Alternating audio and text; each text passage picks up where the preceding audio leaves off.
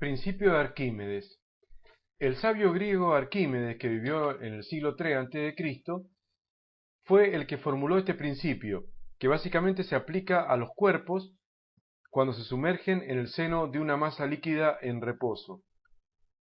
Dice que cuando un cuerpo se haya sumergido en el seno de una masa líquida en reposo, éste recibe una fuerza de abajo hacia arriba, llamada empuje, que es igual al peso del líquido que se ha desalojado de su posición, que ha sido desalojado por el cuerpo de su posición.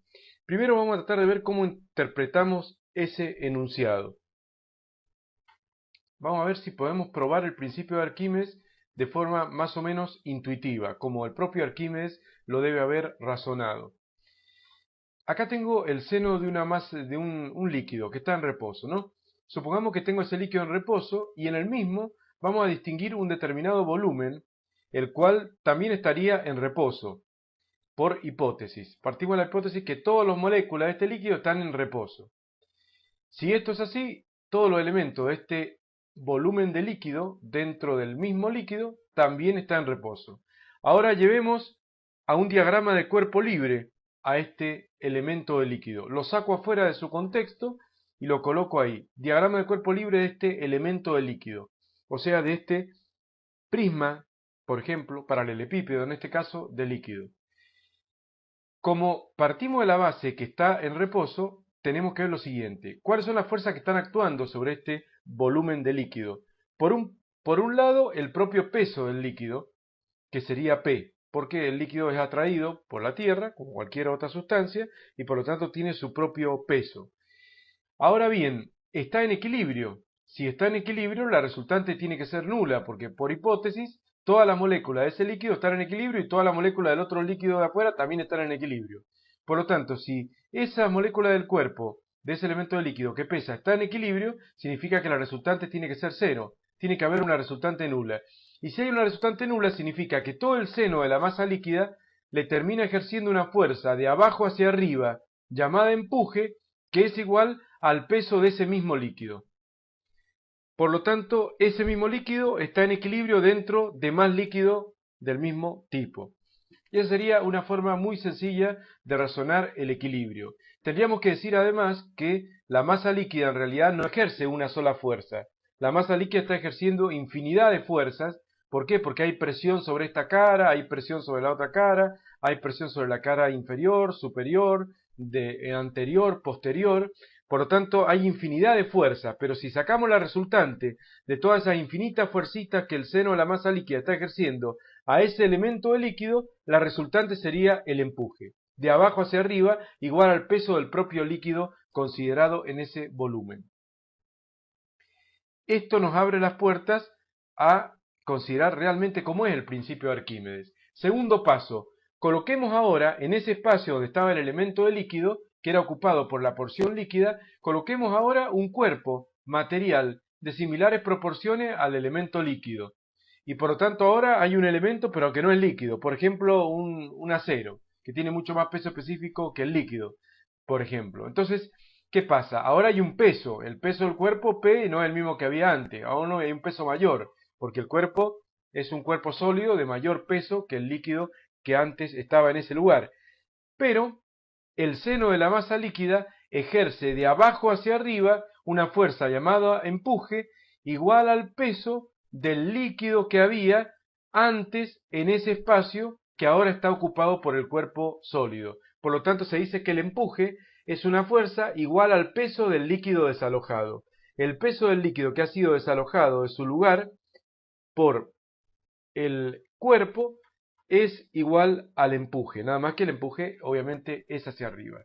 De esa manera podemos ver que el empuje sería menor que el peso del cuerpo en este caso y habría una resultante neta para abajo. A esa resultante neta para abajo la llamamos peso aparente. Entonces el peso aparente del cuerpo es lo que aparentemente pesa el cuerpo si está totalmente sumergido en el líquido. De esa manera, si yo coloco una balanza en el fondo del recipiente y el cuerpo obviamente va a caer hasta el fondo del recipiente y lo peso en el fondo del recipiente, si lo peso en el fondo, voy a poder ver que ese cuerpo aparentemente pesa menos. Eso es debido a que está alivianado parcialmente por el empuje, que como estamos diciendo es igual al peso del líquido desalojado. Este es el razonamiento de Arquímedes, básicamente que permite la demostración, digamos, por lo menos intuitiva, de este principio. Bien, como el elemento líquido y el cuerpo son del mismo tamaño y de la misma forma y todo lo demás, podemos decir que básicamente las iguales presiones e iguales superficies determinan iguales fuerzas, con lo cual podemos decir que la fuerza total que se está ejerciendo sobre la masa líquida, está ejerciendo sobre este cuerpo sólido, es igual a la fuerza que ejercía sobre el elemento líquido, porque como dice acá, ¿cierto? En el diagrama de cuerpo libre del cuerpo sumergido, vemos que sigue actuando el mismo empuje del punto 1, que era cuando había un líquido nada más, un elemento de líquido, que es igual al peso de la porción líquida desalojado.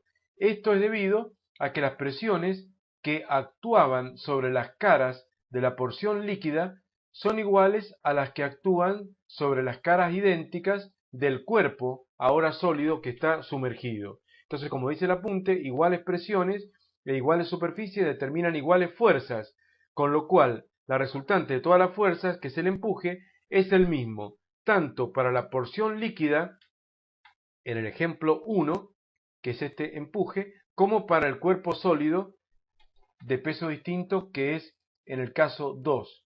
Con esto probamos intuitivamente el principio de Arquímedes. Podríamos decir entonces que el líquido no lee, entre comillas, que ahí no hay más líquido, sino que hay otro cuerpo de distinto peso y trata y efectúa una fuerza de abajo hacia arriba equivalente al peso del líquido que había antes en ese lugar, tratando de equilibrar a más líquido, pero ahora no hay más líquido, sino que hay otro cuerpo, y eso es como que no es advertido por la masa líquida, que hace de cuenta que ahí hay más líquido, y por eso termina siempre efectuando un empuje igual al peso del líquido desplazado. Pero vamos a buscar una comprobación más matemática o más científica del principio de Arquímedes y no solo intuitiva. Para eso vamos a probar que el empuje E es igual al peso del líquido desalojado. Volvemos al cuerpito inicialmente tomado, al cuerpo sólido, y podemos ver que tiene 6 caras. Si es un paralelepípedo, tiene 6 caras. Por las 4 caras laterales, mayormente no me preocupo, porque la cara anterior y la cara posterior están todos los puntos a idéntica presión y por lo tanto van a haber iguales fuerzas totales o netas que van a estar comprimiendo a la cara anterior y a la cara posterior y también a la cara de la derecha y a la cara de la izquierda. Van a haber fuerzas que se van a compensar. Supongamos que tomemos la cara de la derecha, por ejemplo. La presión abajo es un poco mayor que la presión arriba, pero esto también pasa en la otra cara. La presión acá abajo es un poco mayor que la presión acá arriba. Y por lo tanto la fuerza neta o total hacia adentro, porque la presión siempre trata de comprimir, la presión siempre determina fuerzas que tratan de presionar, como lo dice la palabra, o comprimir al cuerpo. Entonces la fuerza hacia adentro neta sobre esta cara va a ser igual a la fuerza neta hacia adentro, hacia la izquierda en este caso, sobre la cara de la derecha.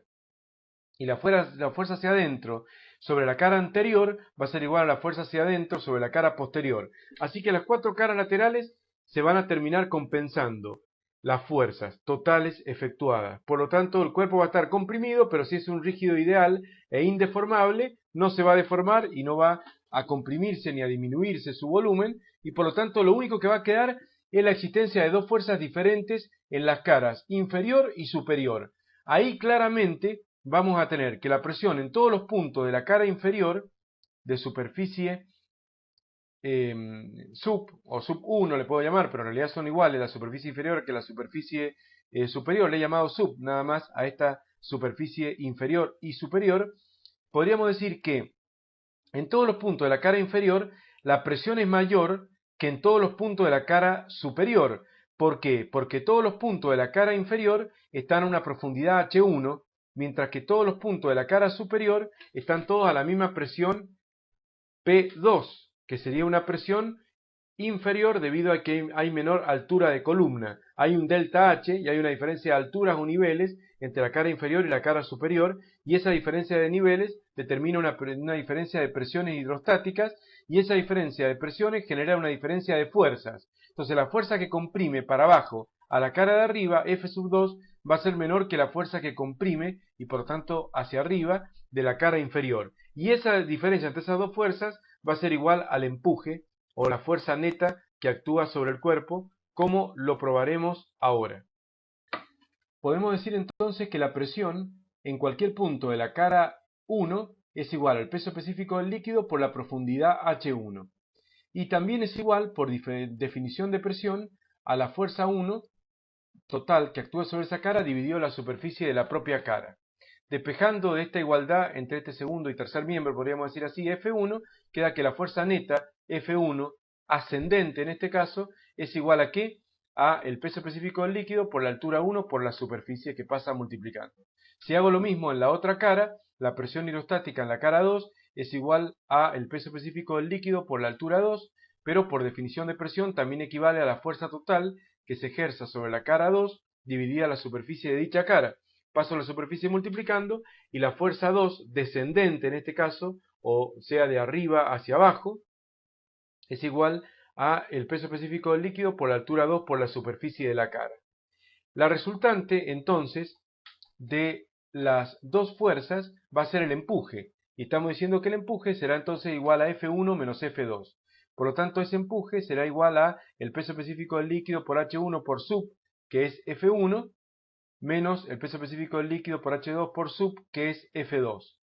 Será cofactor común el peso específico del líquido por superficie de la cara, porque son iguales las dos superficies, anterior y inferior y superior, y por lo tanto tengo el peso específico del líquido por la superficie por factor común de H1 menos H2.